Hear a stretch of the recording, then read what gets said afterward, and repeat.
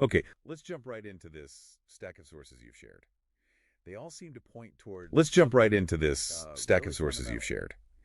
They all seem to point towards something really fundamental, self-discipline. Right. Yeah, something many of us maybe only think about when we, feel a bit guilty. Right.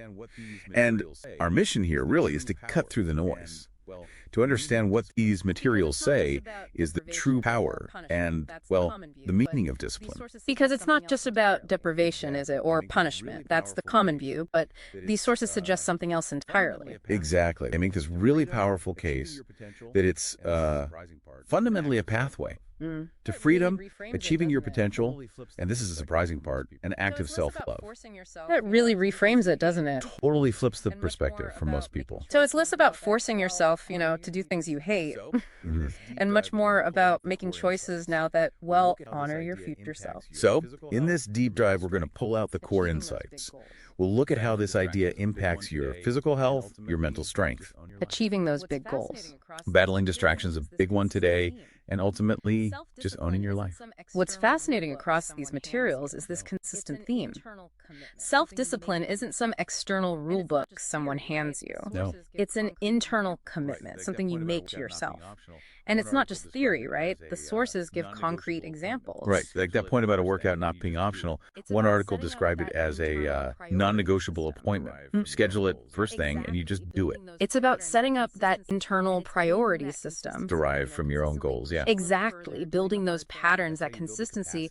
And it's in that consistency, consistently pushing a little further, doing the hard thing. That's how you build the capacity to just get things done. Yeah. And the sources tie this directly to unlocking potential. They argue most people drift, letting immediate comfort call the shots. And their talents never fully blossom because of it. Right. So unlocking yours means being a bit uncompromising, saying no to the easy distractions, choosing the harder path right now. Which leads to a pretty provocative point in one of the essays.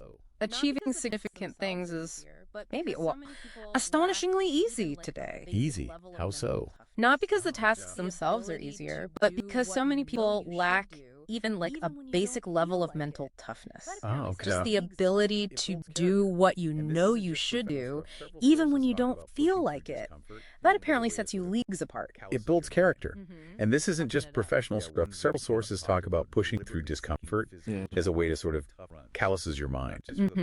Toughen it up. Yeah, one vivid account talked about deliberately seeking physical challenges like tough runs, not just for the body, but to build mental resilience for, life's hard knocks. Because life will be difficult sometimes. That's a given. Right. And if you haven't built that internal fortitude by choosing smaller discomforts along the way, the big ones can just flatten you. So the real battle, as these materials frame it, isn't out there, it's internal. The war against your own immediate desires. Which brings us back to that core definition one source really nailed down. Self-discipline is foregoing immediate pleasure for long-term self-respect. And the ultimate expression of that, it's an act of self-love. Sounds counterintuitive, but it makes sense. It does. If you genuinely love yourself, you act in your own best interest, even when it's hard. You say no to the junk food because you love your health. You say no to scrolling endlessly because you love your potential, your time. So building lasting happiness isn't about getting likes or external pats on the back. It's built brick by discipline brick, internally. And the difference you see between high achievers and others, often it's just consistent discipline effort, day in, day out. Working hard when no one's watching. Choosing the healthy food, pushing through pain, not because it feels good in the moment, but because it's necessary for where you want to go. Speaking of pain, the sources don't shy away from it at all. That feeling of wanting to stop. That's not a signal to actually quit. It's framed as a signal to show character. Yeah. Like One Piece put it, don't ask why the pain. Ask, is that all you've got? Wow, that's intense. And part of confronting modern discomfort is definitely tackling distractions. The stats, according to one study, it's a direct cost to your success, really. Putting down the phone, cutting out those on cell phone use were pretty stark. Yeah, how easily that immediate digital hit just trumps long-term goals for so many. especially students, according to one study. It's a direct cost to your success, really. Putting down the phone, cutting out those easy dopamine hits from scrolling or gaming. That's a modern act of essential discipline right there. Frees up mental energy, frees up time for what actually matters, building your life. Which connects perfectly to that crucial distinction made between responsibility and fault. This is a big one for me. Oh, yeah. It doesn't matter whose fault something is that's broken in your life. If it's your life, It's your responsibility to fix it, your health, your career, your happiness. Ultimately, that's on you. blaming leaves you powerless. Taking responsibility, especially for your internal state, your actions, that's where the power lies. Absolutely. And finally, consider that difference between talent and skill. That analogy about building a wall was great. The perfect brick. Exactly. You don't build a massive wall instantly. You lay one single brick perfectly, then another perfect brick. Skill is developed through relentless practice. One disciplined step, one perfect brick at a time. Discipline makes huge tasks manageable. And facing that discomfort, that fear, that's where the growth is.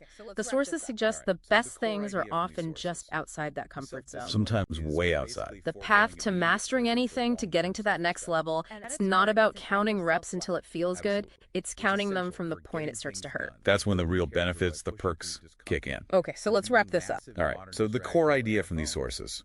Self-discipline is basically foregoing immediate pleasure for long-term self-respect. And at its heart, it's an act of self-love. Absolutely. It's essential for getting things done, for building character by pushing through discomfort, for beating massive modern distractions like our phones. And understanding that real skill, real capability is built intentionally, one discipline choice at a time, like that perfect brick. And ultimately, true power, lasting happiness. That comes from taking absolute responsibility for your own life, your heart, your happiness, regardless of fault. Success, greatness, they're built on that internal foundation of discipline. So here's a final thought for you listening right now. If growth requires embracing discomfort, what one specific discomfort, maybe even a small one, will you choose to face and push through this week? Just to start callousing your mind a bit, something to consider.